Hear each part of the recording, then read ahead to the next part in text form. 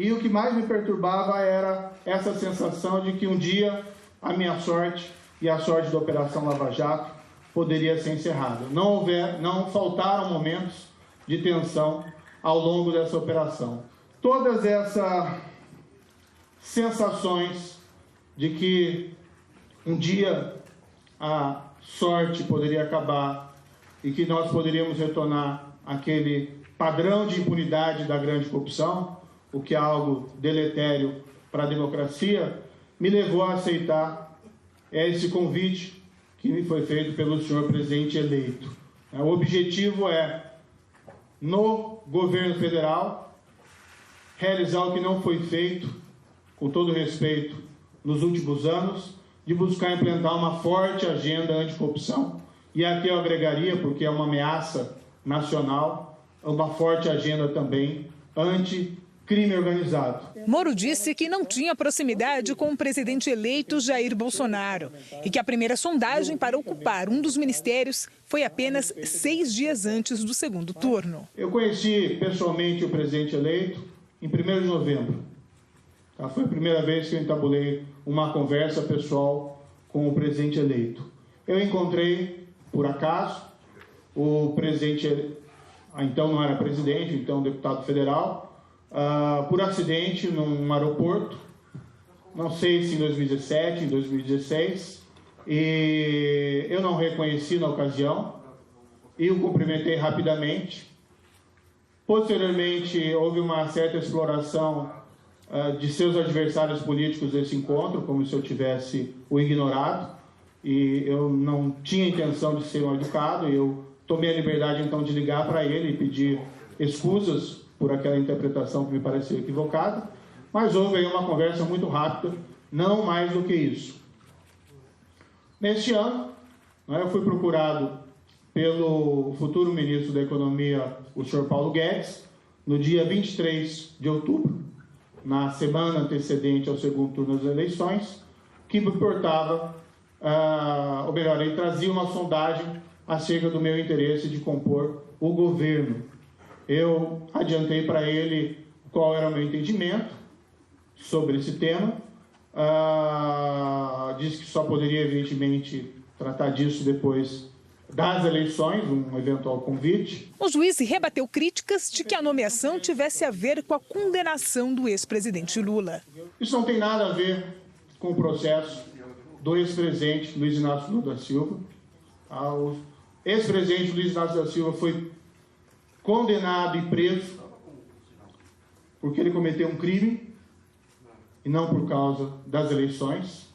Embora eu tenha proferido a primeira decisão, essa decisão condenatória já foi confirmada pela Corte de Apelação, ou seja, por um painel de outros 3 juízes, e foi o próprio tribunal que ordenou o início da execução e a prisão do ex-presidente. Eu apenas cumpri a decisão. Diga-se que essa ordem de prisão foi previamente autorizada em um julgamento pelo Supremo Tribunal Federal de um habeas corpus preventivo. Então, o que houve aqui é uma pessoa que, lamentavelmente, cometeu um crime.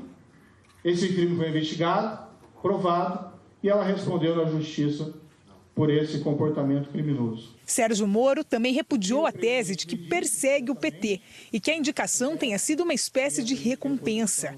E lembrou que a condenação do ex-presidente Lula foi em 2017 e que, na época, ninguém imaginava que Jair Bolsonaro seria eleito. E ressaltou que condenou políticos de vários partidos, alguns, inclusive, adversários do Partido dos Trabalhadores. Eu não posso pautar a minha vida com base numa fantasia, num álibi falso de perseguição política. Políticos de vários espectros partidários foram condenados. Do Partido Progressista, do PMDB. Nós temos aqui condenado e preso já há 2 anos o ex-presidente da Câmara, que era considerado um adversário político do Partido dos Trabalhadores. Nós temos o ex-governador do Rio de Janeiro. Sei que alguns eventualmente interpretaram a minha ida como uma espécie de recompensa, algo absolutamente equivocado. porque a minha decisão foi tomada em 2017, sem qualquer perspectiva de que o então deputado federal fosse eleito presidente da República. Moro também falou dos planos à frente do Ministério da Justiça e da Segurança Pública. A ideia é apresentar uma série de propostas legislativas para aprimorar o quadro legal contra corrupção e crime organizado. Essas propostas ainda estão sendo elaboradas. Eu não tenho condições de adiantá-las, porque não é uma decisão apenas minha. A ideia geral é resgatar parte das propostas das 10 medidas contra a corrupção do Ministério Público. Também utilizar, e já falei com o representante no Brasil da Transparência Internacional, o senhor Bruno Brandão, resgatar, utilizar em parte essas propostas que foram formuladas pela sociedade civil organizada, Transparência Internacional e Fundação Getúlio Vargas, principalmente, são as novas medidas contra a corrupção. A ideia é que essas reformas sejam propostas simples e que possam ser aprovadas em um breve tempo. O futuro ministro deu exemplos do que pretende fazer. Muito rapidamente, exemplos que não são definitivos. Como eu disse, há necessidade de discutir. Alteração de regras de prescrição dos crimes, avaliar a possibilidade de deixar mais claro na lei a execução em segunda instância, a previsão da execução das sentenças dos tribunais do júri. Já existe um precedente da primeira turma do Supremo Tribunal Federal admitindo que vereditos do Tribunal do Júri, ou seja, crimes de homicídio, possam ser executados independentemente dos recursos. A proibição de progressão de regime prisional quando houver prova de ligação do preso com organizações criminosas. Uma regulação mais clara do que nós chamamos de operações policiais disfarçadas. Isso se faz muito nos Estados Unidos, com grande eficácia contra organizações criminosas, a utilização de policiais disfarçados para descobrir esses crimes. Então, por exemplo, policiais disfarçados comprando grandes carregamentos de drogas e armas. Necessário incrementar o controle das comunicações dos presos em presídios de segurança máxima, como no exterior. A prisão tem que realmente neutralizar a possibilidade dessas pessoas de comandar crimes de dentro. Precisa investir consideravelmente em tecnologia. Moro fez questão de ressaltar que vai combater crimes de ódio contra minorias. Todos têm direito à igual proteção da lei, maiorias, minorias. Tá? Não existe aí qualquer possibilidade de, no âmbito da segurança pública, no âmbito da justiça, políticas discriminatórias contra minorias, seja qual for o motivo.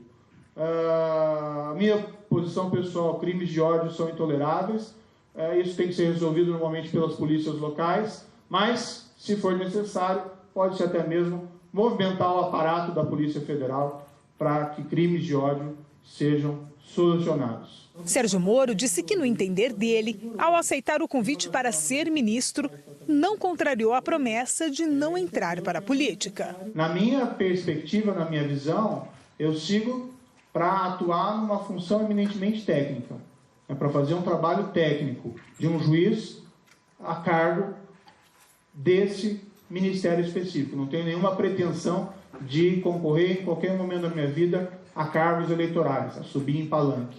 Agora, claro, dentro do ministério é inevitável que se haja um diálogo, não é, com outras instituições e, em especial, com o Congresso Nacional. Isso é, de certa maneira, realização de política, mas não é essa a visão que eu tenho desse cargo. O futuro ministro da Justiça abordou temas defendidos na campanha pelo presidente eleito Jair Bolsonaro, como o excludente de ilicitude, uma legislação que evitaria que um policial fosse processado no caso da morte de um bandido durante um confronto. Na questão do confronto, veja, embora a estratégia não seja a estratégia do confronto, nós temos que reconhecer que o confronto é uma possibilidade. Havendo, porém, o confronto, tem que discutir, e essa é a posição, me parece, do presidente eleito, tem que se discutir a situação de um agente policial, ou muitas vezes aqui um militar fazendo às vezes de um agente policial, porque as Forças Armadas têm sido convocadas, que eventualmente alveja e leva ao óbito um desses traficantes armados. A nossa legislação, a meu ver, até já contempla essas situações de legítima defesa, estrito cumprimento do dever legal. Tem que ser avaliado, no entanto, se é necessário uma regulação melhor. Por exemplo, é necessário que o policial espere que um traficante armado atire contra ele de fuzil para que ele possa reagir? Me parece que exigir isso do agente policial é demais, que o risco dele morrer, né, uma diligência dessa espécie, é muito grande.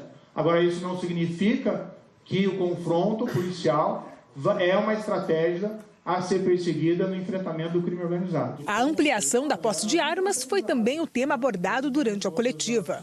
Olha, eu conversei a respeito com o presidente eleito e existe uma plataforma na qual ele se elegeu que prega a flexibilização da posse de armas, certo? Então, dentro dessa plataforma eleitoral, parece que seria inconsistente agir de maneira contrária.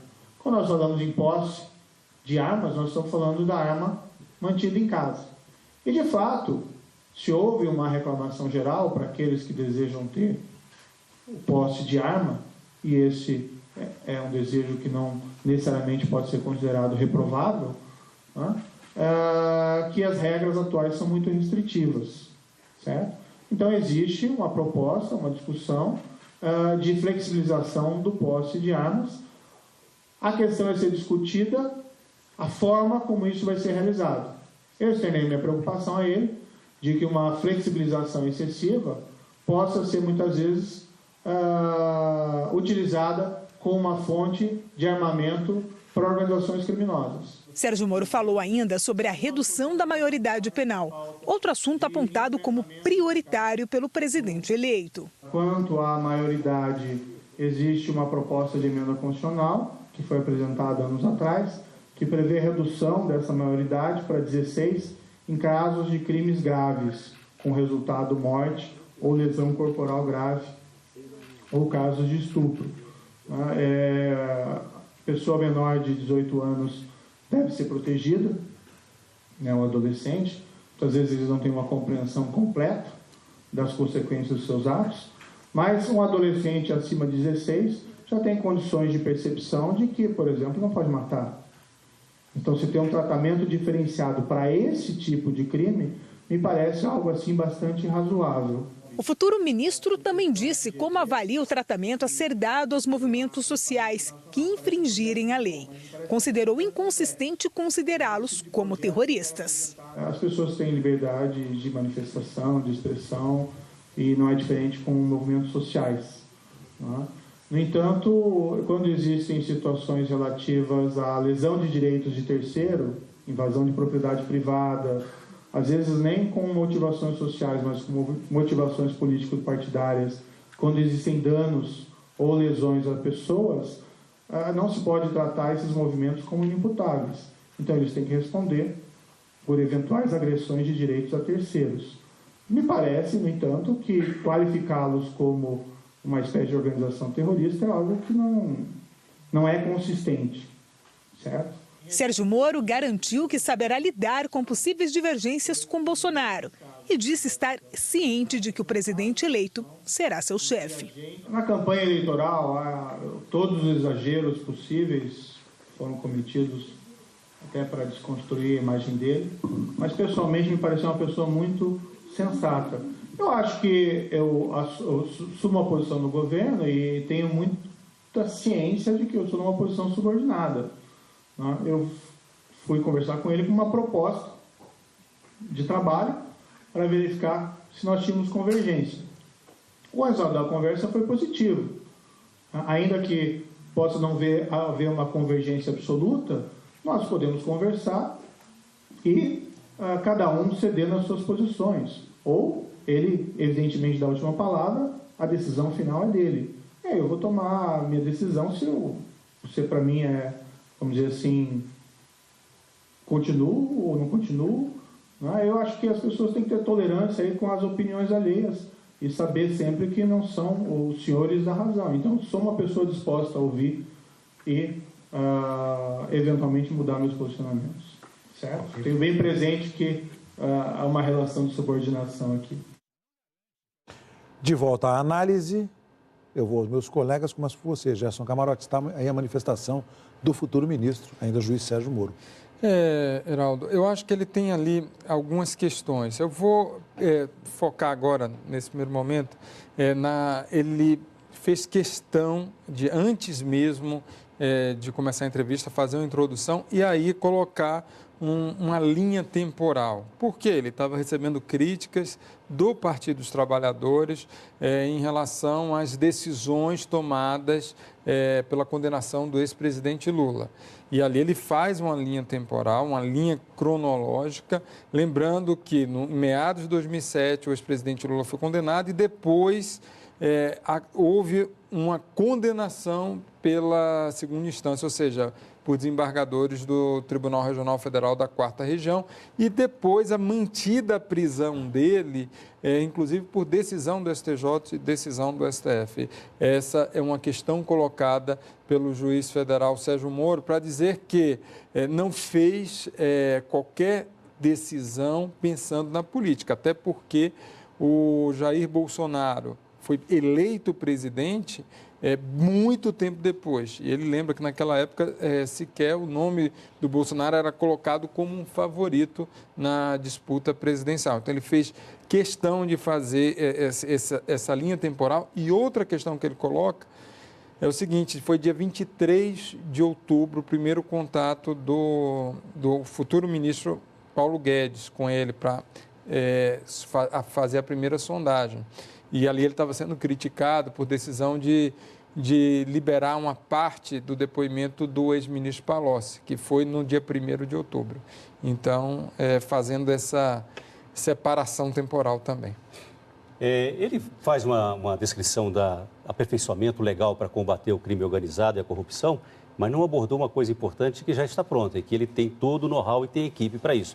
São os instrumentos já existentes, tanto da Polícia Federal, se ele absorveu o COAF, Polícia Federal, Receita Federal, dados do Banco Central, e um sistema financeiro muito mais amigável hoje à limpeza do crime que usa o sistema financeiro para transitar o seu dinheiro. Então, ele terá muitos instrumentos à mão e é a primeira vez que teremos um ministro da Justiça que conhece a fundo como isso funciona, porque ele está nesta área há pelo menos 20 anos. Ou seja, muitos instrumentos ele já terá à mão para combater a corrupção e o crime organizado. E dentro do que você está falando, ao passar para a Natuza, eu ressalto que o ministro Onyx Lorenzoni, futuro ministro da Casa Civil, já disse que, a partir de amanhã, a equipe, alguns integrantes da equipe do futuro ministro Sérgio Moro, já serão indicados, Natuza. Pois é, Heraldo. Além dos sinais e de todos os recados, a gente já falou aqui ao longo da programação, dados por Sérgio Moro, tem um em particular que me parece importante, que é o fato dele levar a Lava Jato para dentro do Ministério da Justiça.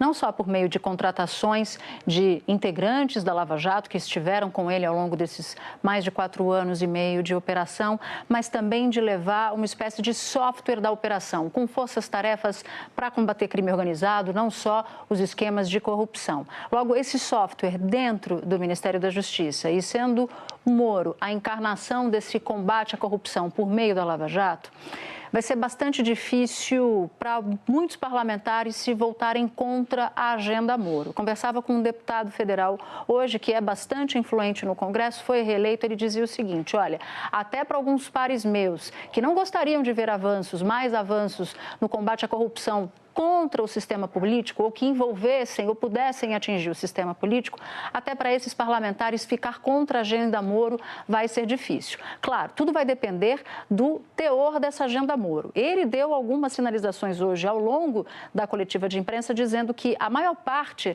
das propostas serão de tramitação simples e de tramitação rápida. Logo, esse pacote tem chance de passar a depender do humor e do momento em que ele vai ser apresentado para o Congresso Nacional. Heraldo.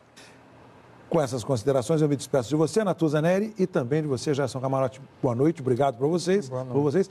O João Borges vai continuar, porque nós vamos tratar um pouquinho de economia mais. Vamos lá.